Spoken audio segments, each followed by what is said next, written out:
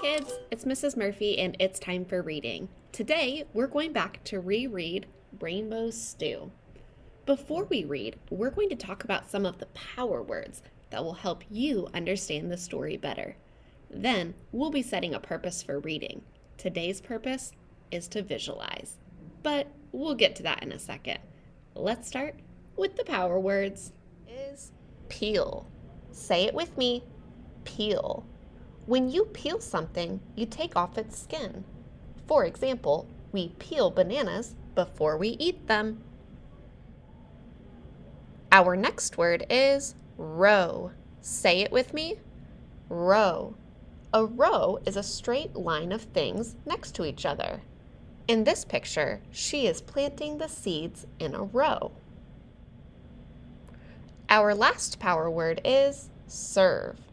Say it with me, serve.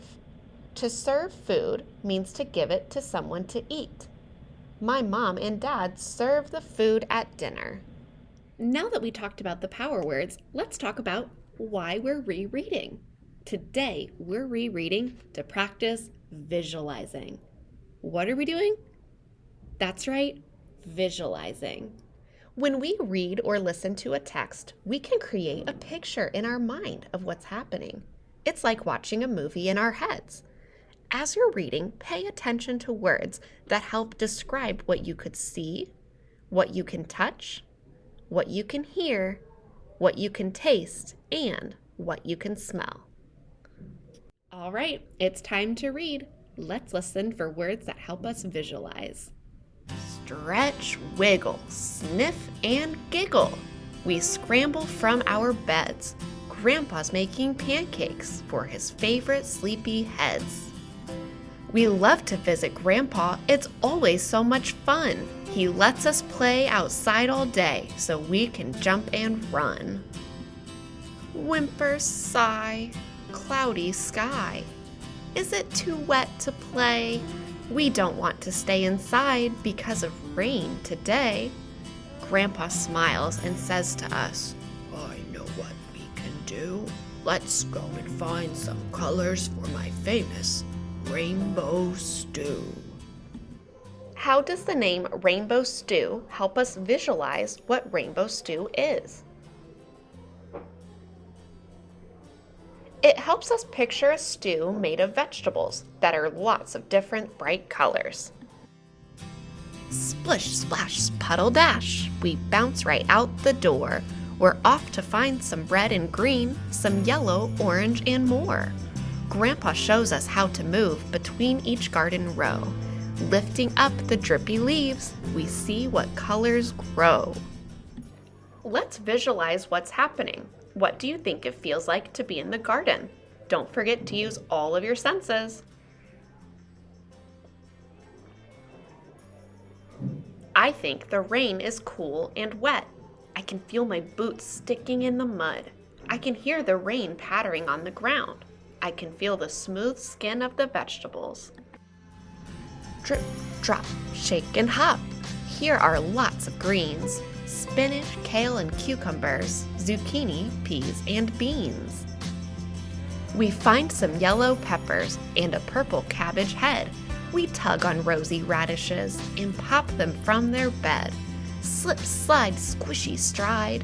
We snip off red tomatoes. We dig into the dark, wet dirt and pull out brown potatoes. We jump around like grasshoppers and buzz about like bees. We creep along like ladybugs and all get muddy knees. The author compares the children to grasshoppers, bees, and ladybugs. How does this help us visualize? It helps us picture how the children are moving around the garden. They're buzzing and jumping around. Pull, pick, gather quick. We need more for the stew. Grab some orange carrots and a purple eggplant too. Our basket's full of colors. We park it by the door. Our clothes and boots are dripping, making puddles on the floor. The text says, howl, yowl. How does this help us visualize?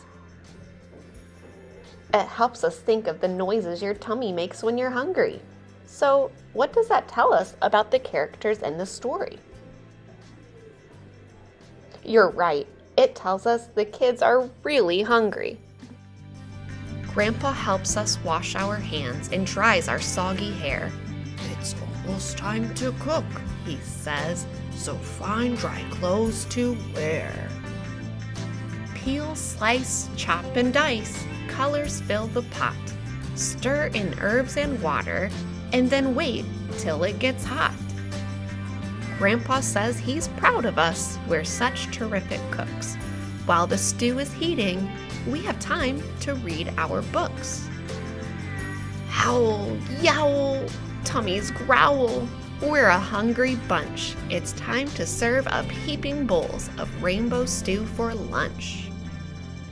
Yum, yum, yum, yum. I don't know about you, but visualizing our story made me feel like I was right there. Thanks for reading with me. I'll see you later. If you like this story, don't forget to like and subscribe.